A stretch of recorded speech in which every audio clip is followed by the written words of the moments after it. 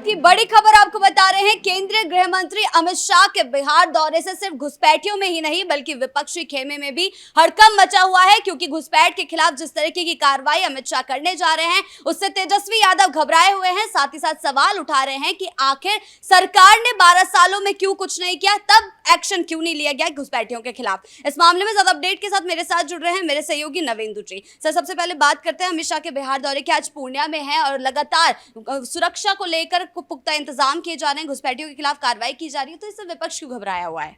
देखिए, अमित शाह आज तीसरे 3 दिन के जो दौरे हैं उसका आज आखिरी दिन है और पूर्णिया में वो इस वक्त मौजूद हैं।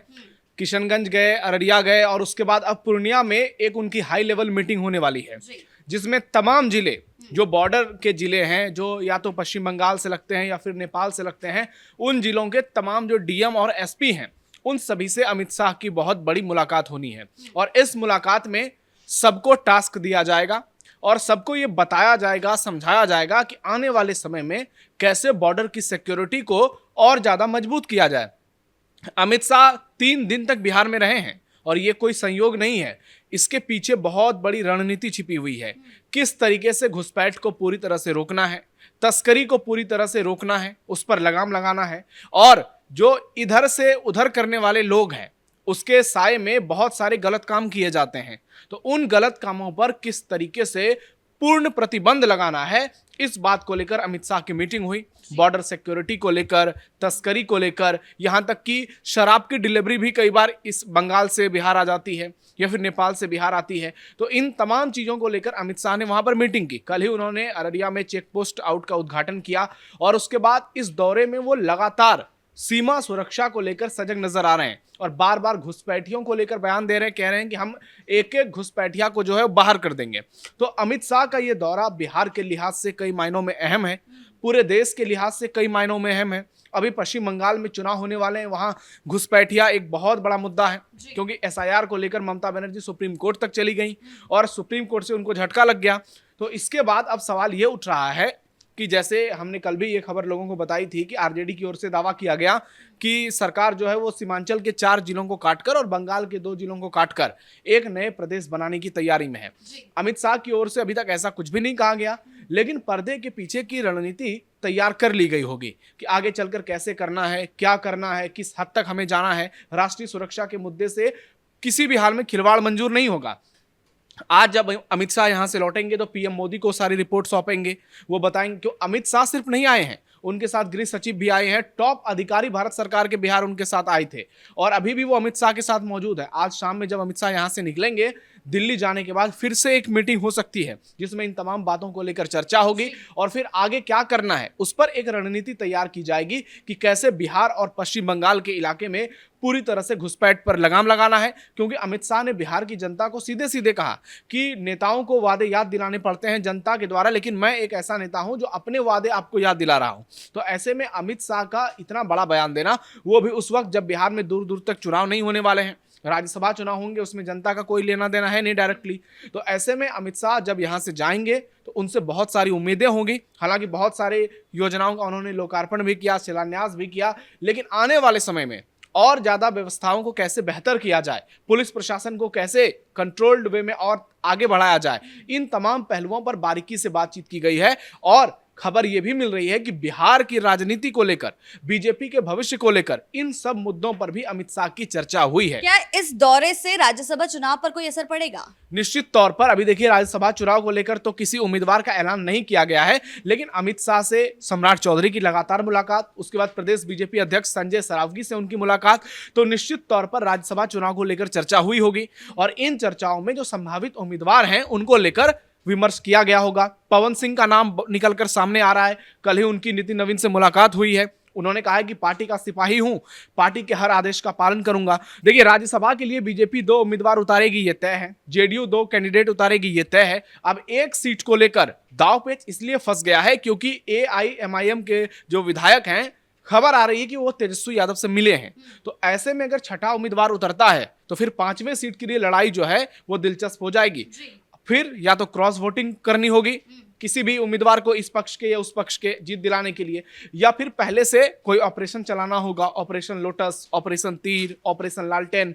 अब देखना ये होगा इनमें किनकी जीत होती है। लेकिन अमित शाह अगर 3 दिन तक बिहार में रहे हैं तो निश्चित तौर पर राज्यसभा को लेकर बहुत सारी बातों पर यहां पर डिटेल में चर्चा की गई होगी। और जो प्रदेश अध्यक्ष हैं संजय सरावगी, उनकी मां का निधन हुआ था, उसके बाद श्राद्ध कर्म से जैसे ही वो फ्री हुए वो फौरन अमित शाह के पास पहुंच गए। तो इससे आप समझिए कि सिर्फ वहां पर सीमा सुरक्षा का मुद्दा होता तो प्रदेश अध्यक्ष से इतनी हड़बड़ी में मुलाकात नहीं होती।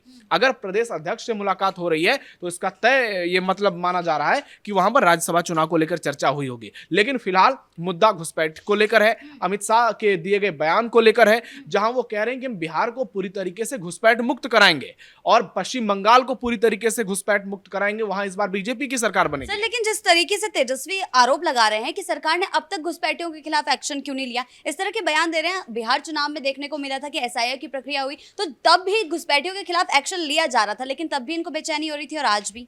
देखिए, तेजस्वी यादव ने बहुत सही बात कही है। उन्होंने कहा है कि आप इतने दिन से शासन में हैं, आप जरा बताइए कि आपने कितने घुसपैठियों को बाहर निकाला है। उन्होंने सीधा सीधा सरकार से सवाल किया है, अमित शाह से सवाल किया है।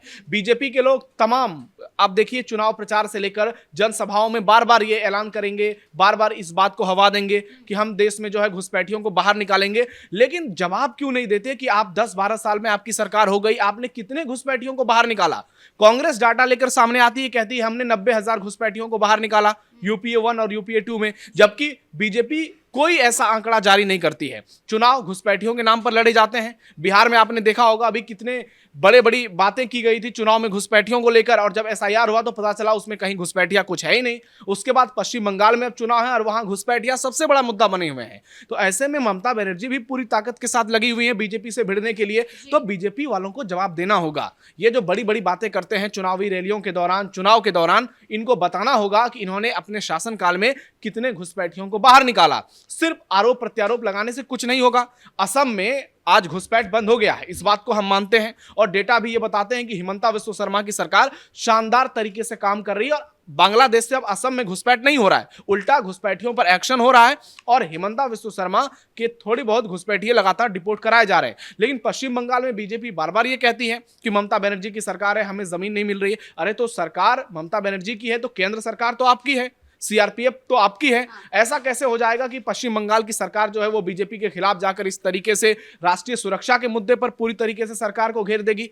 तो चित भी मेरी पट भी मेरी, ये मुद्दा नहीं चल पाएगा। यहां पर बीजेपी को जवाब देना पड़ेगा, सरकार को जवाब देना पड़ेगा और बार बार बताना पड़ेगा कि घुसपैठियों पर सिर्फ शोर मचाने से कुछ नहीं होगा, आपको कार्रवाई करनी पड़ेगी और आपने अब तक क्या कार्रवाई की है उसको जनता के सामने रखिए। सिर्फ बड़ी बड़ी बातें करने से कुछ होने वाला नहीं है। और तेजस्वी यादव अगर ये सवाल उठा रहे हैं तो इस सवाल में दम है और इस सवाल को आगे भी उठाया जाना चाहिए। यानी कि सरकार को इस मामले में अब सख्ती दिखानी होगी, क्योंकि जिस तरीके से फर्जी दस्तावेज बनते हैं तो कहीं ना कहीं कुछ अफसर भी इसमें शामिल होते हैं, भ्रष्टाचार में लिप्त होते हैं, जिसके कारण वो फर्जी दस्तावेज बना देते हैं और तब घुसपैठिए शहर में आ जाते हैं, प्रदेश में आ जाते हैं और फिर माहौल को खराब करने की कोशिश करते हैं। नहीं, ये बात बिल्कुल सही है कि जब तक अधिकारियों की लापरवाही नहीं होगी, उनकी मिली भगत नहीं होगी, सरकार के लोग शामिल नहीं होंगे तो घुसपैठिए कैसे घुसपैठ कर लेंगे।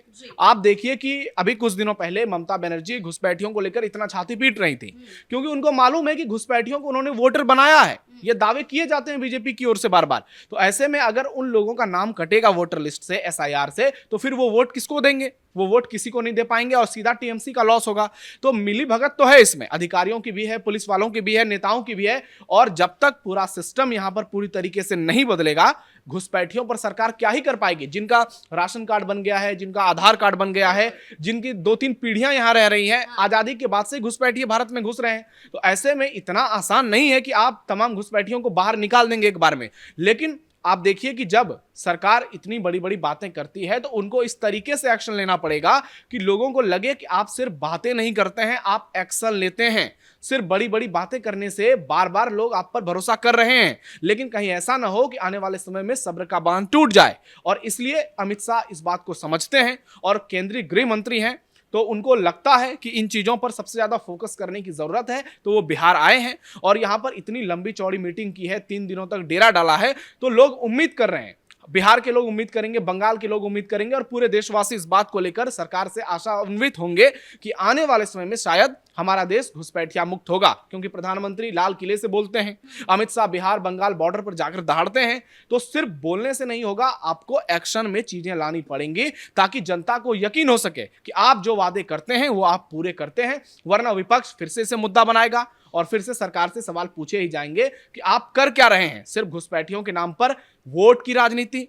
दूसरी ओर विपक्ष को भी अपना जो नैरेटिव है उसको थोड़ा बदलना पड़ेगा कि आप देखिए वो लोग भी खुलकर घुसपैठियों का समर्थन कर देते हैं, घुसपैठियों के मुद्दे पर कई बार शांत रहते हैं, खामोश रहते हैं। ममता बनर्जी का जो नजरिया अभी तक देखने को मिला है वो तो खुलेआम घुसपैठियों को बंगाली बताती हैं, उन पर कार्रवाई को बंगाली अस्मिता से जोड़ देती हैं।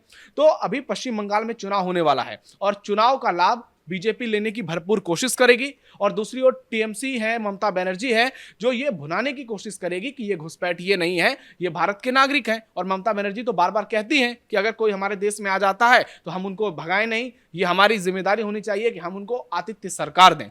तो अमित शाह का दौरा और इसके बाद अब दिल्ली में जो वापस आएंगे उसके बाद देखना यह होगा कि घुसपैठियों के खिलाफ और क्या एक्शन देखने को मिलता है, चाहे वो बिहार का बॉर्डर हो, बंगाल का बॉर्डर हो, असम का बॉर्डर हो, चाहे वो इंटरनेशनल बॉर्डर हो या राज्य का बॉर्डर हो। नेपाल की सीमा लगती है कई भारत के कुछ राज्यों से, जैसे उत्तर प्रदेश है, बिहार है। तो इन जगहों पर आप कैसे निगरानी को और पैनी करेंगे ताकि एक भी घुसपैठिया जो है वो बिहार ना पहुंच सके, बंगाल ना पहुंच सके। लेकिन एक चीज और है, अमित शाह को देखकर घुसपैठिया गैंग में भी हड़कंप मचा हुआ है और घुसपैठिया जो है बोरिया बिस्तर पैक कर रहे हैं और भागने का उनका सिलसिला शुरू हो चुका है। लेकिन सवाल यह है कि क्या जो इतने बड़े पैमाने पर डेमोग्राफी चेंज हुआ है उन तमाम डेमोग्राफी चेंज में बदलाव आ जाएगा?